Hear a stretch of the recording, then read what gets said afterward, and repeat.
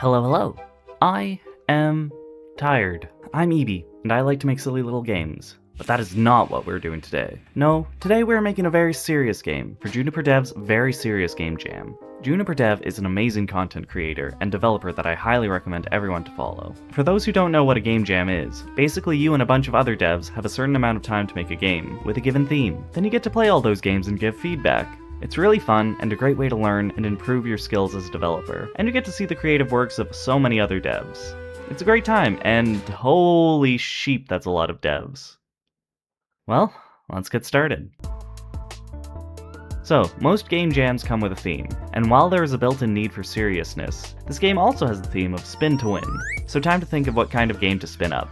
Spinning to winning can mean so many things. Roulette, tops, slot machines, washing machines, clock hands, looms. Honestly, if you made a list of things that spin, you'd be scrolling for hours.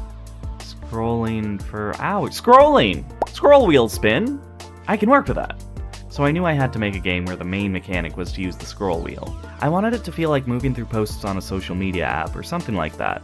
I settled on the idea of controlling an elevator where you would scroll between levels and drop off passengers.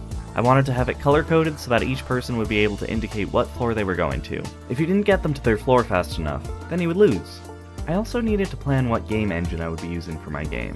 Unity is powerful and you can export games as HTML5, which would allow people to play the game directly from the itch browser. I have no experience with Unity, but it has plenty of tutorials because of how popular it is. Godot is lightweight, easy to develop in, an engine that I had worked in before, and also allows for games to be exported in HTML5.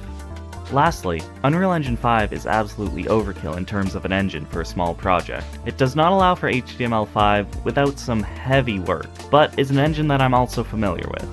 So the answer for me was clear and obvious. But I chose Unreal Engine 5 anyway.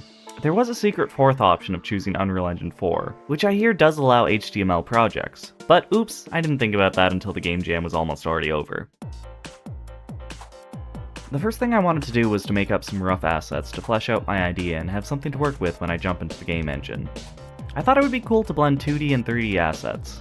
I always liked the way that 2D assets looked in a 3D world, and I never played around with that style myself before. Going into Blender, I made a dinky little room, the elevator, the shaft, don't laugh, and some cables. I also made the shaft and the elevator one chunk, as I knew I wanted to have the camera fixed to the elevator anyway. Honestly, I could have attached the elevator shaft to the room, but I didn't. Fight me. Next, I opened my beloved Krita and I started working on the 2D side of things. I don't know why, but I decided everyone in this game was a cat.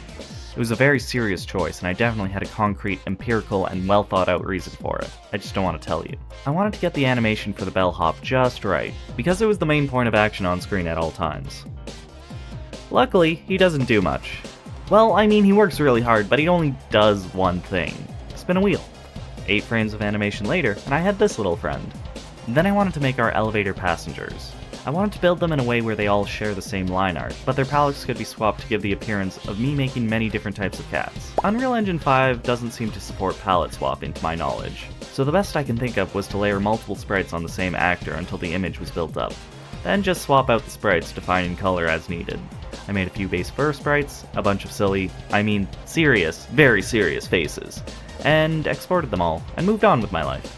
The last thing I really wanted in my game was some room decorations to make them feel fun and unique, just to break things up visually. A few potted plants here, some hanging lights there, and we're done. Hopping into the engine, I was going to be working with blueprints. They're fast to implement and give a nice visual on what the code is doing. It's nice, and I spent a good chunk of time learning how they work. I sure hope nothing bad happens to blueprints. I started with the blank project because apparently Unreal Engine 5 doesn't consider building with elevator to be worthy of a default project. The most important class in the codebase would be the elevator. I needed to get that feeling right if I ever wanted to make this game any fun. I built up a basic elevator with the assets I made, figured out how animated sprites work in flipbooks, and plopped it into the level with a bunch of dummy rooms for testing purposes. Then I made some input actions, and rigged them to the elevator's Z position. Easy peasy, elevator done for now. Then I went to work on the rooms. Now these need to be initialized with a specific color, and track what color they were, so I can keep track of where the passengers need to exit. I made some basic materials and instances, and made the room colors controlled by an enum. Now I also needed a way for the elevator to stop at the rooms. What I did was made an update room event on the elevator, that, when called, finds the closest room to the elevator, goes to it over a second, and then opens the doors. Then I added some decorations to the room to make it look pretty. The decorations are randomized so that each room feels a little different than the other ones in the building. Then we had the passengers to take care of. I used a cylinder as a placeholder, and then assigned them a color of floor for their destination. It was crucial that all the cylinders would leave the elevator unharmed. Then I added some logic to the rooms to spawn randomly colored passengers. I made sure that the passengers' colors did not match the color of the room that they were spawning from. It would be strange to get on an elevator and select the room that you're currently on. Hello, quick little progress update. So, we got an elevator, alright? We got an elevator. We have a person. I know it might not look like it, but this is 100% a person. This is a very serious person right here. And we have rooms, okay? We stack them on top of each other. The rooms spawn people. When the elevator gets them, it's supposed to pick them up, okay? And right now, I can scroll around a little bit, and the door's open. It's a bit rough, it's a bit janky, but it does work. It picks up the people. I want to make a little animation to make the people go into the elevators. But yeah, so far, that's what we got. We're making some steady progress on day 2? I guess this is day 2? Yeah.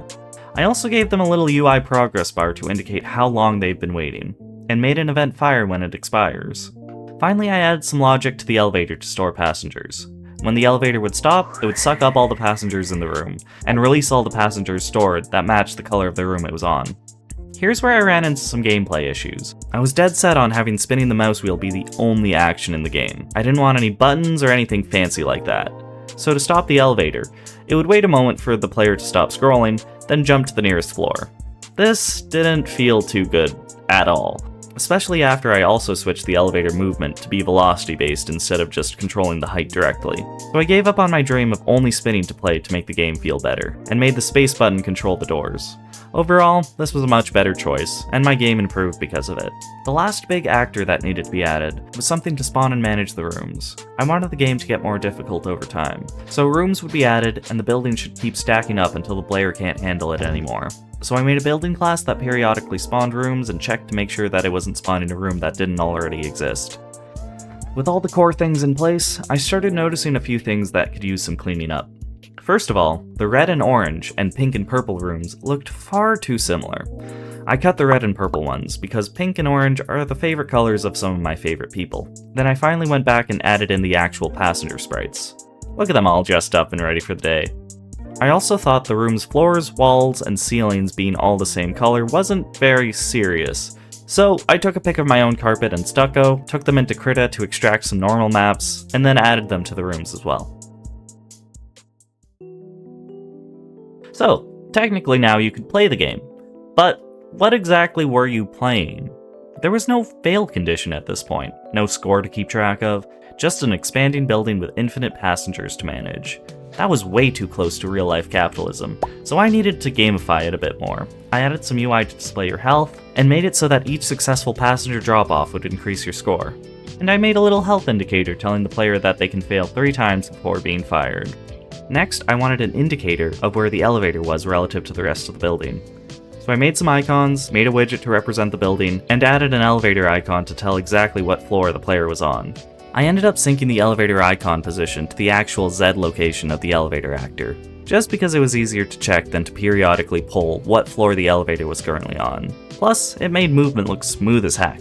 I also added a helpful indicator bell to tell the player that there is a cat on that floor that needs to be moved. This ended up being a lot more helpful than I thought, and it changed the way I played the game moving forward. I also needed a couple of menus to enhance the player experience, and not just throw them to the wolves of manual labor. I wanted the UI to feel like part of the world, so I thought it would be fun if the main menu was the perspective of inside the elevator, and when you press play, the doors would open up and take you to the game. So a little bit of Krita time and some animation widget work later, we had a main menu. I also wanted to have a settings menu and a game over menu, but that could be on hold for now. The only thing I would really need a settings window for was something I hadn't put in the game yet. I still had to make all the... My usual process for audio would be to go to Free Music Archive and Free Sound, then pick through whatever isn't AI to see what would best fit my project. But this was a serious project, and I needed to think seriously. And I seriously always wanted to try making all the assets for a game myself. So, I did some light research, and found that the web app 1-Bit Dragon could be something I could learn and make something acceptable in a couple of hours. Not sponsored or anything, it just popped up when I looked up music production on Steam. It was fun to play around with, though it brags about using AI to predict what chord to use in the next pattern to make it sound good. My dude, do you mean the circle of fifths? My AI hangups aside, I composed the most corpo elevator music my silly sheep brain could create, with all the bossa nova knowledge being in high school band gives you. Next on my list was game sounds. First, easiest, and probably most embarrassing, was recording all the meow, meow, meow, meow, meow, meow, meow, meow, meow, for when the passengers spawned. Take my voice, pitch it up an octave, and now we have something to play when a new cat appears. Meow. Then I wanted some noise for when the elevator moves. Luckily, I had some chainmail lying around, as you do, which made a nice little ratcheting noise when you played around with it. Pair that with some rope noises going over my bedroom door, add some sound effects, and now you have some cable sounds. Then I recorded my sliding closet door, and hit a glass with the pen to make an elevator door sound. Originally that sound would also play when the elevator starts moving after stopping, but I found that to be a bit too much. I also wanted a little building sound effect when a new room appeared, so I hit a cardboard box with a hammer. Now for when the game was over, I wanted a little oops you lose thing to play, but this needed to be serious. The player needed to know the damage they caused, so I made never show your face here again. Now that the audio was done, I could go back and clean up some more of the menus. I added some sliders for the audios, and made a master mix class for the sliders to reference when changing settings. This also let me separate the sound effects from the music I made. There are also some cut audio files that are still in the game. Originally, there was going to be a seriousness setting that would play things like seriously good, or proud of you, son, when you dropped off a passenger, along with showing you some motivational posters I drew. But I ended up not thinking it was as funny as I thought it would be, so I removed that slider. You win some, you lose some. I also ended up making the game over screen the same as the main menu screen. Time to polish this rock until it shines. I added some fonts to make it feel more hotel-like and less Baby's First Unreal-like. I customized the main menu buttons to look like an elevator button. Then I basically spent the rest of the day playing my own game until the music became unbearable and my elevator reflexes became lightning fast. Another thing that I noticed was the sprites would have this odd after-image looking effect on them when zipping around. I thought I had fixed this by turning off camera motion blur and messing with anti-aliasing settings, but I was still seeing it. So now it's a feature, not a bug. Then I released the game a day early. I felt like the prepared kid in grade school for once. Unfortunately, I was only able to make a Windows release, as I only have a Windows machine, and I didn't figure out how to export in different formats. Because it was a downloadable executable, I didn't expect many people to end up playing it. But I made it. It was done in Unreal, and some people played it. Overall, the feedback I got was that I made a very cute game. It seemed like it was a bit hard to understand what the player needed to do right off the bat, but once they got it, they had fun with it. One of my playtesters was also a bit confused when I handed him the mouse and said, "Go do the elevator thing." I could have given a bit more instruction than just, "Get cats to their proper floors." Maybe if I just point at them harder and tell you to bring them home, that'll fix the problem. Or, you know, let people in on the whole color matching mechanic too, I guess. They'll figure it out. So, conclusions and lessons learned. Making all the assets myself was a fun experience, and I'm glad I did it at least once. Lighting is hard. Lighting will always be hard. Anti-aliasing is confusing, and Unreal doesn't always play nice with 2D sprite motion. Flipbooks in Unreal are actually pretty nice to work with. This was my first time recording audio cues, and I think it went pretty well. Make tutorials clear about every mechanic. Most importantly, be serious. This was a very serious experience for me, and I seriously enjoyed it.